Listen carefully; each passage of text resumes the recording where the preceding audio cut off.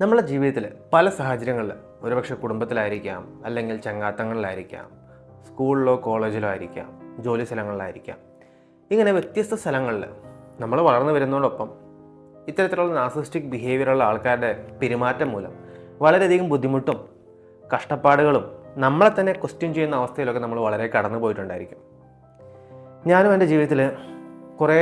Narcissistic ആയിട്ടുള്ള കൂട്ടുകാരുടെ അടുത്തും റിലേഷൻഷിപ്പുകളിലൊക്കെയും ഇടപെട്ടിട്ടുണ്ട്. സോ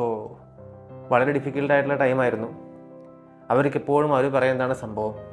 എപ്പോഴും ആ ഒരു സെൻറ്റർ ഓഫ് അറ്റൻഷൻ കിട്ടാനായിട്ട്, എപ്പോഴും അവർ തന്നെ ശ്രദ്ധിക്കാനായിട്ടുള്ള കാട്ടായങ്ങളും കോപ്രായങ്ങളും, അല്ലെങ്കിൽ അതിനുവേണ്ടി പഠിച്ചെടുത്തിട്ടുള്ള കുറേ തന്ത്രങ്ങളും മറ്റും ഉപയോഗിക്കുന്ന രീതിയും,